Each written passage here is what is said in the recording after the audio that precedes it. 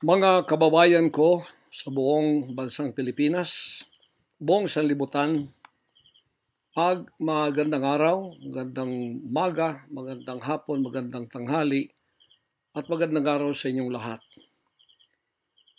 Ang pangungusap ko pong ito ay napakahalaga para sa lahat ng mga kababayan nating Pilipino na makikinig at manonood sa akin, although hindi nakikita ang mukha ko. Ito po si Pastor Apollo Kibuloy, ang appointed Son of God ng Kingdom of Jesus Christ, the name above every name. Sana po press conference ang tatawagin ko ngayon. Pero dahil nanganganib ang buhay ko, ay hindi po muna ninyo makikita ang aking pagmumukha. Ang akin lang po munang boses ang inyong maririnig. Mahalaga po ito na sasabihin ko sa inyo. Mga kababayan, mula po noong 2018, ako ay linigalig na at ang aking kongregasyon na walang dahilan ginawan kami ng kaso doon sa bansang Amerika. Sumunod kami sa batas. Kung kami may sinabi lang violations na hindi pa napatotohanan, yan po ay nasa kanilang federal court na. Kumuha kami ng 20 lawyer upang pag-usapan ang lahat ng kanilang akusasyon, which is about 43 counts. Lahat po yan ay mayroong 20 lawyers na nakatutok at meron na po kaming depensa. Naghihintay po ang aking mga lawyer sa Amerika at sa Pilipinas na simulan ang trial. Mulang 2018, pinospon. Ginawang 2020, pinospon.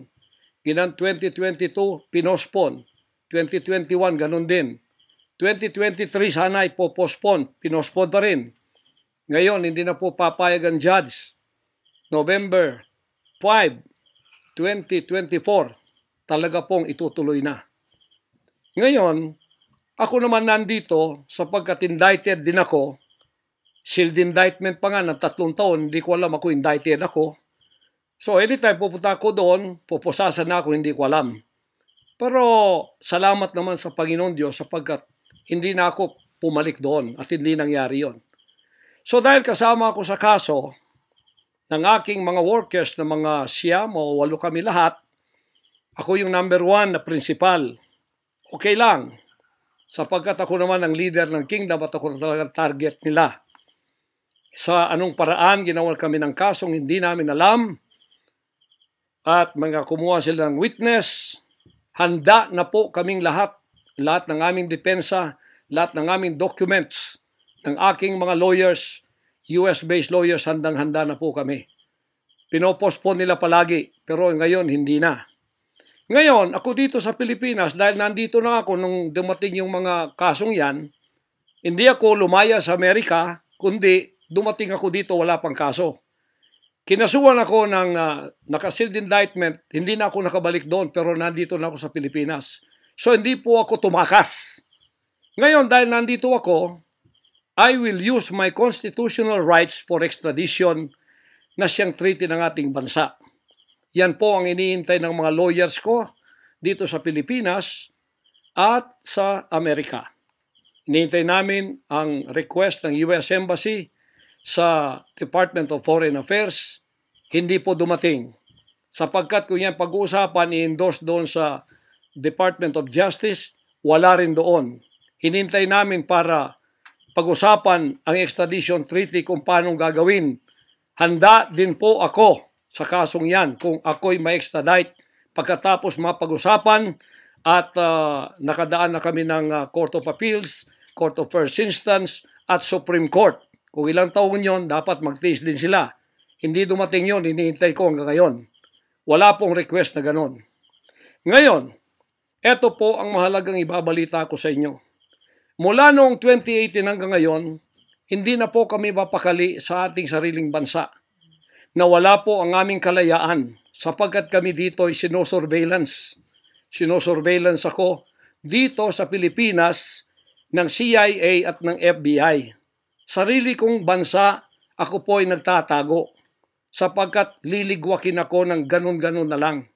Walang extradition, process na gagawin. Dumating po sa aming kaalaman sa mga sandaling ito from reliable sources.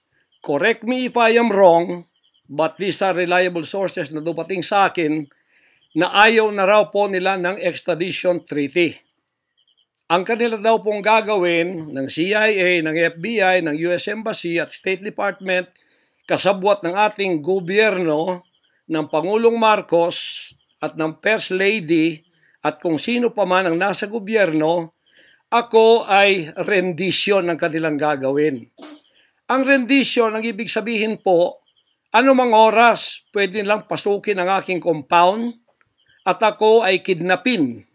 It's not only rendition, but also elimination. If it is possible, pwede nila akong i-assassinate. So, nandun po sa dalawang yun. Kidnapping or assassination. Killing talaga, murder. Yun po ang dumating na balita sa akin ngayon from reliable sources. Kaya, mulang 2018, alam na po namin na may gagawin sila. Hindi lang namin alam kung paano sapagkat ang iniintay namin ay extradition sapagkat yun ang treaty natin. Ngayon, ito pong gagawin nila dahil hindi na sila dadaan doon ay illegal. Kidnapping or elimination or assassination. Di po ba sa atang sariling bansa, ang aking constitutional rights nawala na? Sapagkat ako po ay binigay na sa kamay ng mga banyagang ito ng ating sariling gobyerno ni Pangulong Marcos at ni First Lady Araneta Marcos. Huwag kayong magkaila kung totoo itong sinasabi ko. Angkinin nyo, kung hindi, i-correct ninyo ako. Sapagkat ang buhay ko ngayon ay nanganganib. Kahit mukha ko, hindi ko pwedeng ipakita sa inyo. Sapagkat ako ay binigay na ninyo sa kamay ng mga Amerikano at gagawin nilang gusto lang gawin sa akin sa aking sariling bansa. Ang aking 11 compounds, araw-gabi, sinosurveillan ng drone. Hindi po kami makatulog, hindi kami mapakali. Baka yung ginawa nila sa amin noong 2020 doon sa Amerika na bigla kaming pinasok, pinaggigibang pintuan, pinaggigibang lahat ng aming pamamahay sa loob, linigwak lahat, ay gagawin nila dito sa aming bansang Pilipinas sa aking mga compound. Saan man po ako naroroon, nandoon sila nakasurveillance sa akin at naghihintay na lang ng tamang pagkakataon upang ako ay kidnapin o kaya patayin o kaya i-assassinate na ganun-ganun na lang para mawala ako dito sa mundong ito. Na kanilang bakit ako naging hadlang, hindi ko alam. Hindi lang po yun mga kababayan, kundi ang aking leaders lahat kasama na sa elimination. Ito pong aking Board of Administrators, senior leaders, lahat po sila ay pwede na rin nilang patayin lahat. At pagkatapos hindi namin alam kung anong plano nila sa buong properties namin sa Kingdom Nation. Bakit ganito sila kagalit at bakit ganito ang kanilang treatment sa akin na isang appointed son. Ang ministry ko po ay evangelizing the whole world with the Word of God. Hindi ko naman kasalanan ako'y maging kaibigan ng politikong tulad ni Pangulong Duterte, Vice President Sara. Taga Davao po kaming lahat. Lumaki kami lahat dito. Alam ko po ang aking mga kaibigan, sila. Lumaki kami, mayor namin yan, prosecutor pa, naging congressman, naging president. Yan po ang aking pakikipag-ugnayan for nation building. Wala akong ibang interest sa bansang ito, kundi ang pagunlad. Ngayon, ako po ay inuusig. Ako po ay ginigipit.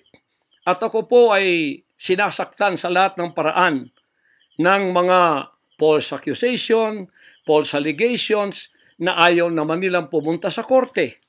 At pagkatapos, ayaw din nilang paharap itong mga false accusers na pinaggagawa nila to destroy my reputation para idamay sila Duterte family doon sa kapupuntahan ng mga investigasyong walang kakwenta-kwenta. Hinamon ko na kayo, punta kayo sa korte Ayaw ninyo, ikaw, Risa Hontiveros, ikaw, kayong tatlo dyan na nasa kongresong puro leftist. Hinahamon ko kayo, sabi ko, pumunta kayo sa korte sapagkat ang SMNI, walang kasalanan, ginurgur ninyo sapagkat idinadawit ninyo kami sa politika. Nalis ninyo ang aming malayang pagpapahayag, ang aming press freedom, pati ang liberty ko na, ang aking freedom, ang aking constitutional rights. Wala na po. Palagi kaming nagtatago. Palagi kaming lumilingon sa likod namin sapagkat hinahabol kami. Nakapalibot sa amin ng mga CIA, alam namin yon. FBI nandyan din. Pinag-usapan na ito dyan sa State Department. At ang reliable sources dumating sa akin. Ang ulo ko po ngayon, may patong na $2 million or 100 million pesos ang ipinatong sa ulo ko. Baka yan ay madagdagan pa kung may maunang makapatay sa akin. Ano ang nangyayari sa bansa natin? Ngayon, mga kababayan, ay meron pa pong gagawin daw sila sapagkat meron na daw silang search warrant. Pagkatapos daw, isi-search ang aming lahat ng compound. At hindi daw kami papayagan na merong witness na sasama. At ang balita namin, kung ito'y totoo, sa reliable source ay nagsasabi na paplantingan daw kami ng bomba, guns, and drugs sa aming mga compound. Yan po ay aming babantayan. Sinabi ko na po muna sa inyo dito sa live na to, para kung mangyari man ang mangyayari, sapagkat wala po kaming ganon, ay sila pong may kagagawan nun. Ganito ka-evil ang kanila pong mga pag-iisip sa ngayon, masyadong desperado, aywan ko kung bakit. Kung kayo nasa katotohanan, nasa kapangyarihan, bakit kayo natatakot? At huwag ninyong pasamahin ang aming mga abogado para sumama sa inyo sa pagsisearch. Kaduda-duda na yon. Hindi po pwede yun. Ano tayo? Bansang Hapon ng panahon ng giyera? Ano to? Panahon ni Hitler? Na wala kaming pwedeng lawyer na sumama sa inyo? Kayo-kayo lang?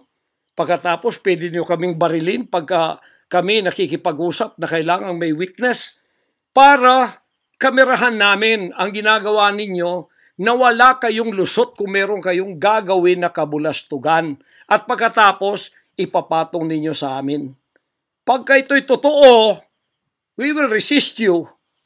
Hindi kami violent, pero hindi kami papayag na wala kaming mga witness na sasama sa inyo.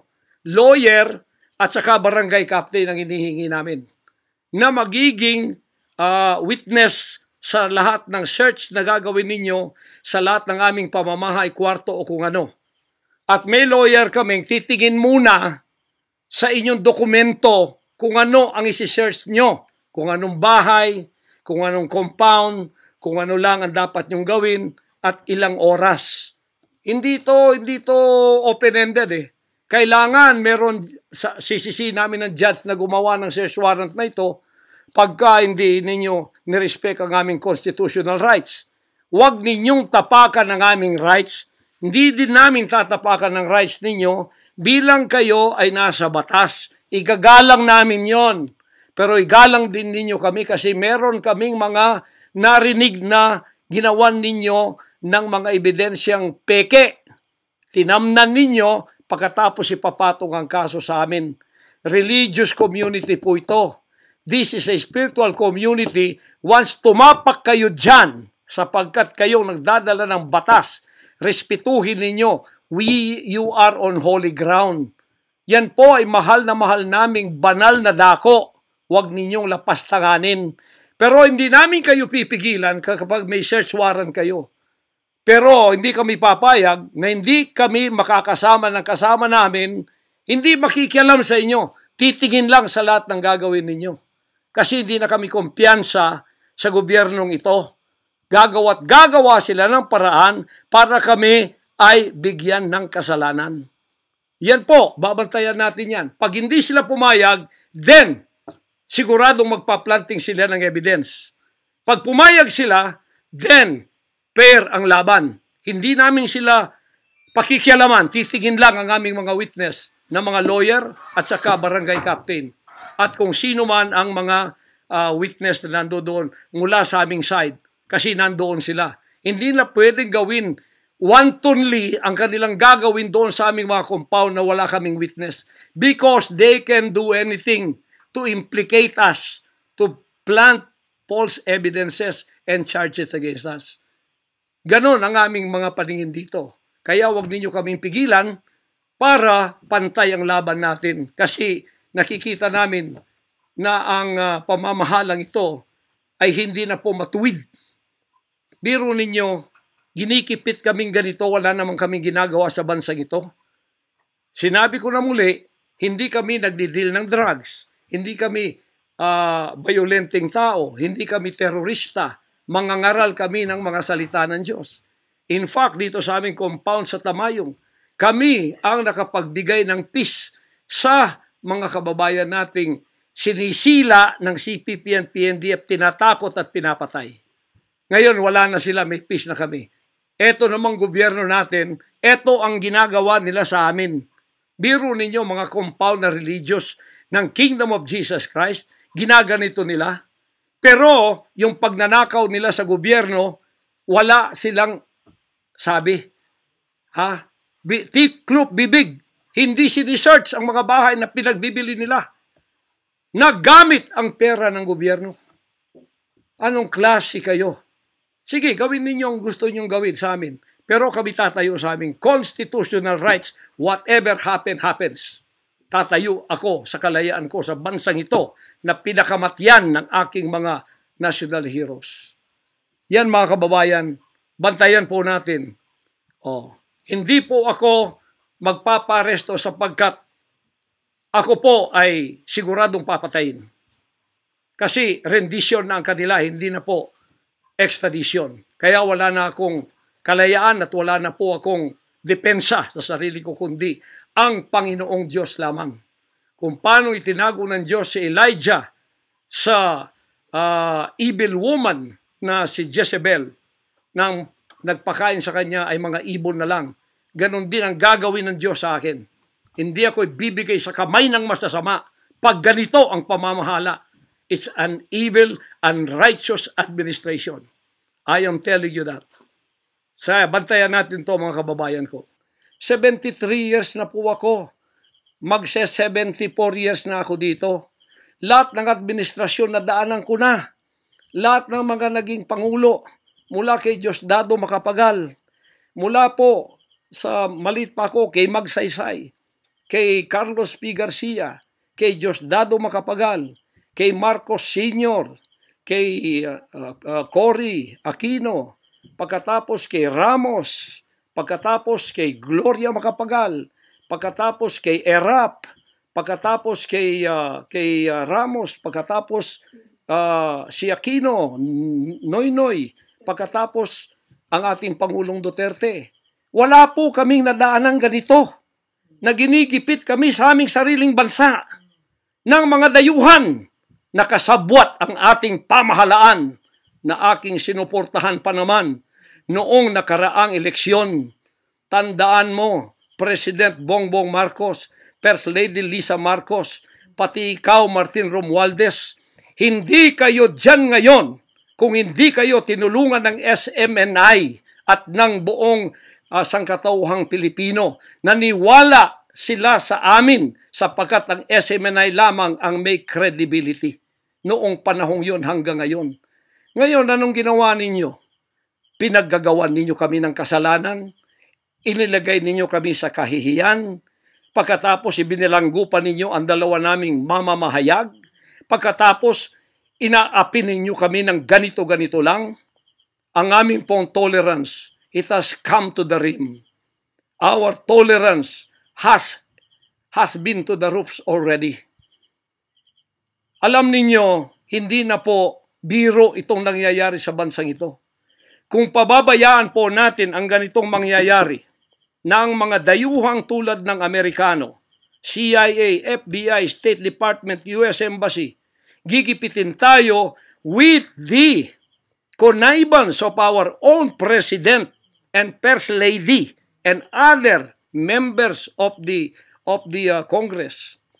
Kung pababayaan natin ito, nangyayari sa isang Pilipinong tulad ko na gumagawa ng kabutihan, trying our very best para makatulong kami, humanitarian, Children's Joy Foundation, dinemonize kami, kinriminalize kami. Biro nyo, ginagawa ninyo dangerous criminal organization ang Kingdom of Jesus Christ. Buong sanlibutan, ang akin pong 38 years na munga ng mga 6 hanggang 7 milyong kaluluwa na niwala sa katwiran at nagbago ang buhay. Ngayon, ginaganito niyo ako ng dahil sa inyong politika na ang aking itinataas naman ay mga leader na tama tulad ni Duterte. Kasalanan ko ba yun na maniwala ako sa isang leader na matuwid at akin siyang itaas? Pagkatapos ganito kayo kadesperado para ako'y patayin at ang lahat ng aking mga senior leaders papatayin din hanggang yung mga leaders na pwede pang pagkatiwalaan papatayin ninyo. And then you take over all of our properties and compound. Pagkatapos, lilinlangin ninyo ang mga tao. Pagkatapos, magtatayo kayo ng sariling korporasyon. I-incorporate ninyo doon ang lahat ng properties na pinaghirapan, blood, sweat, and tears ng aking mga members all over the world. Tapos, biglang-bigla, ililipat ninyo doon sa inyong bagong korporasyon. At pagkatapos, itataas ninyo ang kamay ng isang tao tulad ni Bandari at sasabihin niyo, ito ang leader ninyo ngayon. Ano ang Kingdom of Jesus Christ? Political government? Hindi po ganon. Mangyari ng mangyayari. Hindi po papayagan ng Panginoon Diyos ang mga bagay na itong nangyayari sa ating bansa sa mga sandaling ito. Kung ako, mabuting tao, kung ako nangangaral ng katuwiran, kung ako tumutulong ng kusang loob at hindi nagpapautang loob kanino man, ginaganito ako. Sino pa kaya kayo, mga kababayan ko? Bumukas na po ang mata natin. Magkaisa na tayo at alisin ang evil administration na ito na siyang ginagamit ng masamang espiritu upang ang kadiliman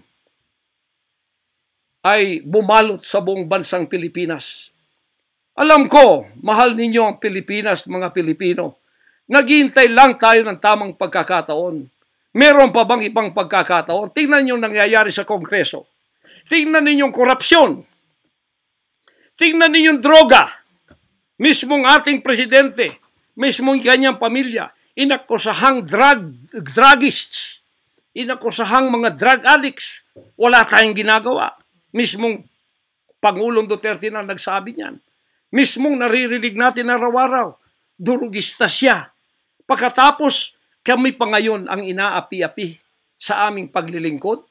Pagkatapos sila ay mga kriminal na nakaupo dahil may kapangyarihan. Kami ngayon ang liligwakin nila.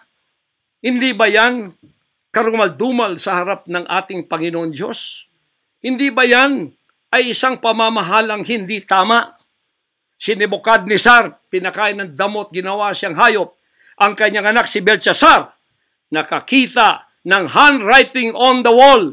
Pagkatapos, inalis ang kaharian sa kanya at ibinigay kung sino ang magiging matuwid na haharap sa Panginoon Diyos. Anong tingin ninyo sa akin bilang pastor? Dinemonize. Ang reputasyon ko pinagsisira. Ngayon, hindi na ako buhay. I am a living dead. Kung walang Panginoon Diyos sa akin, pinatay na ako sapagkat lahat ng gadgets nasa sa kanila. Lahat ng gadgets ng Amerikanong yan nasa sa kanila. CIA, FBI, at sino pa ang kanilang mga galamay dito na pinagbibili na nila. Ako, hindi ako drug lord. Ni minsan hindi ako nakatikim ng droga. Mulang-mula pa, inialay na ako ng aking ama na maging isang ministro ng banal na kasulatan. Hanggang ako'y lumaki, hanggang ako'y naging 74 years old, hindi ko po na-enjoy ang aking kabataan sapagkat hindi ako nagliwaliw. Ako po'y nangaral. 50 years na akong nangangaral. 38 years in the kingdom ministry. Ni isang sigarilyo hindi tumama sa bibig ko. Ni maliit na bisyo hindi ko pinasok. Ako po ay hindi nag-asawa. Ngayon, inaakusahan ako ng napakaraming babae. Ito po ang kasalanan ko. Pinayaman ako ng Panginoon Diyos, akala nila sa akin. Single ako, kaya pinag-aagawan ako. Pagkatapos na ako ay maghihindi, mapapahiya, ibabaligtad nila sa akin. Yan ang tinatawag kong Potiphar's wife syndrome. Hindi po ako nagsasalita ng ganito kasi mapahiya ang mga babaeng yan. Nag-aagawan sila. Mahirap man sabihin. Pinag-aagawan nila ako. Dahil nananawagan sa mga magulang, mayaman na tayo pag nangyari ito. Sabi ko, hindi mangyayari yan kasi dedicated ako eh. Napahiya, ngayon binayaran at ngayon binabaligtad ang lahat ng istorya. Mahirap pong sabihin ko ito kasi masisira ang kanilang pagkababae. Napilitan lamang ako sapagkat ang buhay ko po ay nanganganib. Anytime pwede na akong kidnapin kung nakita ang aking lair, ang aking hideout. Anytime pwede na akong ligwakin. Ang aking mga BOA leaders, hindi na po natutulog sa compound. Kung saan-saan na lang po mga membro kami natutulog. Doon sa mga payak na mga bahay, doon sa mga bahay na hindi kilala. Sapagkat lahat po kami nakalista na, napapatayin, gugurgurin. Wala po silang takot kasi nasa kanila daw ang kapangyarihan. Mahal kong kababayan, nagtatago ako sa kakisariling bansa. Sariling mga compound namin na pinaghirapan. Hanggang kami na ako saan nagpapalimos. Pero yung amin pong sinusulisit, tingnan ninyo ang humanitarian na ginagawa namin. Ni 5 wala kaming ninanakaw. Yung mga volunteers ko, walang sweldo. Araw at gabi. Sapagkat nakikita namin ang mga kabataang Pilipino, pinabayaan ng mga politikong yan. Kami po nagsasacrifice para mapakain sila, mapaaral na wala pong bayad. Pagkatapos, ang kababayan nating nalipusta, kalamidad, walang tumutulong. Kung may tumutulong man, politika at may kabayaran. Nagtitiis po kami sa mga pag-alipusta. Sa paninira, inaangkin namin yung kasi malaki ang ganti namin sa langit. Ngunit pagka nakasalalay na ang ating mga kalayaan, lalo na sa kamay ng mga banyagang ito, na wala naman tayong ginawang masama sa kanila, tumutulong pa ako sa Amerikang yan. Nagdodonate ako doon sa malalayong lugar tulad ng Apalachian na hindi nakapag-aral ang mga bata. Bumili kami ng napakalaking library para sila'y makapag-aral. Mga Amerikano po yan. Kinikilala ba nila yon? Kung nagseselo sila sapagkat ako'y umusbong sa bansang Amerika, problema na po nila yon. Kung ako'y binigyan ng ama ng isang sasakyang panghimpapawid para hindi ako madelay sa aking worldwide na gawain, kasalanan ko ba yun? Kung ako binigyan ng pampalipad na helicopter dito para mapuntahan ko lahat ng aking satellite sa buong Mindanao, Pilipinas, kasalanan ko ba yun?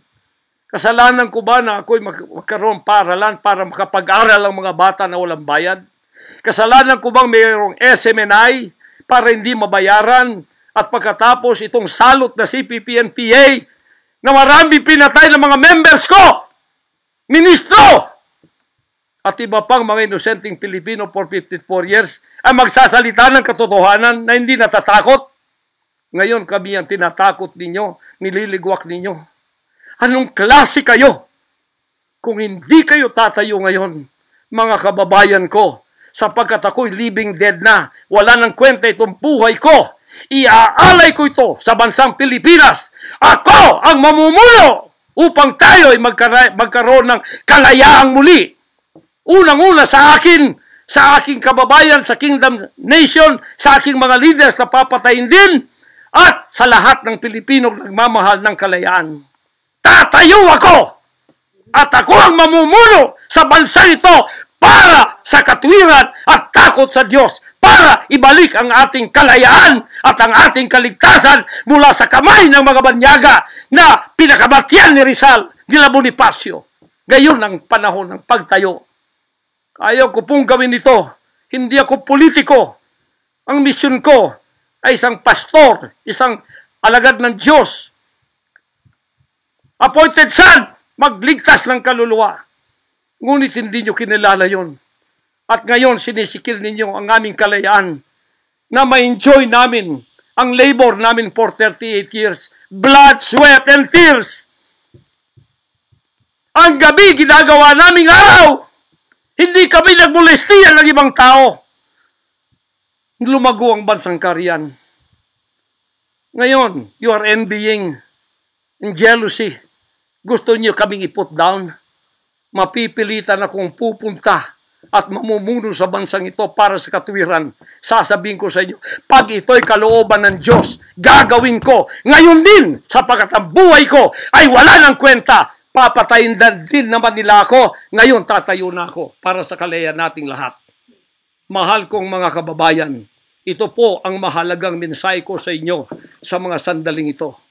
Hindi ko po uurungan ang sinumang gumagapi sa bansa ko at sa aking kalayaan na ako mismo nagtatago sa aking sariling bansa within 74 years. Hindi po nangyari ito ngayon lang. Pangulong Bongbong Marcos, akala ko matuwid ka na tao. Ikaw, First Lady, akala ko matuwid kang tao. Totoo ba yung ginagawa ninyo riyan na meron kayong mga sex orgies at meron kayong mga drug session na nagliligwak kayo ng drug, sumisingot kayo ng drug habang nagsesek orgies kayo? Totoo ba ito? Totoo bang kayo ay may mga session ng nagarkila kayo ng mga voodoo expert from Africa, pagkatapos mga witchcraft sa India, at ang inyong session Martes, at pagkatapos Biyernes dyan sa Malacanang upang inyong aswagin, i-witchcraft ako, Vice President Sara, at Pangulong Digong, at ang lahat ng tutol sa inyong paglilingkod. Biro ninyo, naging demons na kayo, nag-devil worship na kayo kung totoo man ito. Nag-devil worship na kayo kung totoo man ito. Para lang kayo ay manatili sa kapangyarihan, para lang kayo ay humawak ng aming pera, hindi ninyo pinaghirapan. Kami po ay nagbibigay ng taxes. Lahat ng aking kingdom materials from China, may taxes lahat yan. Milyon-milyon ang aming binabayad. Ngayon, ginagawa pa ninyo sa amin ito? Matuwid ba kayo? President Bongbong Marcos, Lisa Marcos, makinig kayo. Totoo ba na gumawa kayo ng aksyon kasama ng FBI na ako ay nyo nang ipaligwak at binigay sa kanilang kamay? Kaya't sila'y gumagawa ng ganito with impunity sa aking sariling bansa. Kung ganyan ang ginawa ninyo, I will not honor you. I will not respect you because you did not honor me and you did not respect me. You are no longer worthy to be our trusted leader. Mabuti pa, hanggang maaga pa, Bongbong Marcos, Lisa Marcos, Martin Romualdez, bumaba na kayo sa posisyon. Mag-resign na kayo sapagkat hindi hihinto ang tinig na ito habang naririyan pa kayo. Mga kababayan, tatayo ako sapagkat patay naman lang din ako. Tatayo ako hanggang buhay pa, hanggang may hininga pa ako para sa natitirang buhay ko ay magkaroon naman tayo ng boses at magkaroon ng kahit munting kalayaan na lang mula sa mga banyaga na kasabwat ang mga makapiling Pilipinong ito na itinayo natin sa kapangyarihan. Akala natin ay maasahan natin sila. Mga demonyo pala. Sorry to say that, but that is the truth. If that is not the truth, then tell me. And you cannot judge me. You cannot condemn me. I am dead already. I am a living dead in your book. CIA, FBI, State Department, USA. Gawin ninyong gusto ninyo. Ngayon na nakapagsalita na ako, lalantad na ako. Hindi na ako natatakot. Ako ay handa sa glorification. Kung ang glorification ko ay mangyayari maging glorified body ako, hindi ko tatablan ng bala. O kaya, tatablan pa ako sapagkat hindi pa nangyari yon. Handa na akong humarap sa mga bala ninyo. Basta't ito ay nasabi ko na. sa social media. Huwag ninyong ligwakin ito para sa bansang Pilipinas ito. Mahal ko po kayong lahat. Pagpalain natin ang ating bansang Pilipinas. Pagpalain tayo ng ating buting Diyos. Pagpalain at ipigay natin ang lahat ng kapangyarihan sa Kanya. At tandaan ninyo ito, hindi mananaig ang kadiliman sa bansang ito habang may boses na ganito. Sumunod po kayong lahat at tayo ay magkaisa ngayon para itaas ang bandila ng kalayaan ng ating bansang ibinigay ni Rizal ang kanyang dugo. Ibinigay ng ating mga heroes ang kanyang dugo. Ngayon, itong mga slaves na to ay hawak ang liig nila ng mga banyaga at tayo ay ipinagbili na sa kanila. Hindi ako papayag hanggang ako'y may buhay at hilinga. Total, patay naman din ako sa inyong libro. Okay na ako sa buhay ko. Masaya na ako. Meron na akong accomplishment. Handang-handa naman ako pumunta ng langit noon pa. 50 years ago, I was ready to go to heaven because I have been there thousands of times and I saw my mansion there. Nandito lang ako para sa aking bansang Pilipinas, para sa kaligtasan ng mga kaluluwa sa buong sanlibutan. Yun lang ang dahilan kung bakit ako naririto. Pero natatakot mamatay? Hindi po. Sapagkat ako'y nasa Kanya at siya'y nasa akin. Ano man ang mangyayari sa akin tulad ng aking amang si Jesus Christ, ipinako sa krus, ay handa po ako mag-alay ng aking buhay sa isang worthy cause na sinasabi ko dito. Magandang gabi po, magandang araw sa inyong lahat. Hanggang dito lang, pagpalain tayo ng ating dakilang Ama. Sa Kanya lahat ang kapurihan at ang kapasalamatan at ang kaharian magpakailanman ay mananaig dito sa ating bansa at sa buong sanlibutan. To God, our Jesus Christ, be the glory forever. Amen.